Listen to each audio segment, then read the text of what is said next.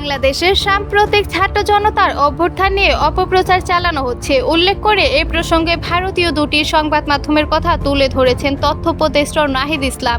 তার মতে, বাংলাদেশের ইসলামী উগ্রবাদ তৈরি হলে ভারতীয় যারা উগ্রবাদী রয়েছে তাদের জন্য সহায়ক হয়। সেই জায়গা থেকে এ অপপ্রচার চালানো হয়ে থাকতে পারে বলে মনে করেন তিনি।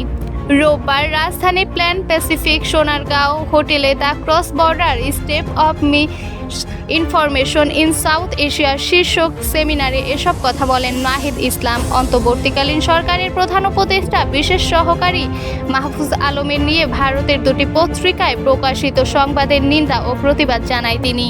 বাংলাদেশি হিজবুল তাহরিরের তৎপরতা নিয়ে গত 11 সেপ্টেম্বর একটি প্রতিবেদন প্রকাশ করে ভারতীয় সংবাদ মাধ্যম ইকোনমিক টাইমস মাহফুজ আলমের বিরুদ্ধে হিজবুল তাহরিরের প্রতি আনুগত্য থাকার অভিযোগ রয়েছে বলে প্রতিবেদন উল্লেখ করা হয়।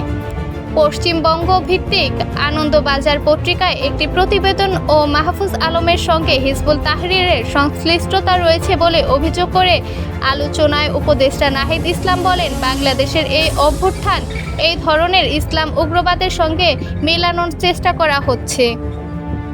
দেখানোর চেষ্টা করা হচ্ছে যে বাংলাদেশে এক ধরনের উগ্রবাদের উত্থান ঘটেছে এবং তাদের হাতে এই অভ্যুত্থান সংগঠিত হয়েছে, যেটি একেবারে সত্যি নয়। একটি ইঞ্জিনিয়ারিং করা হচ্ছে, কারণ আমরা জানি বাংলাদেশের ইসলামী উগ্রবাদ তৈরি হলে ভারতে যারা উগ্রবাদী রয়েছে তাদের জন্য সহায়তা হয়।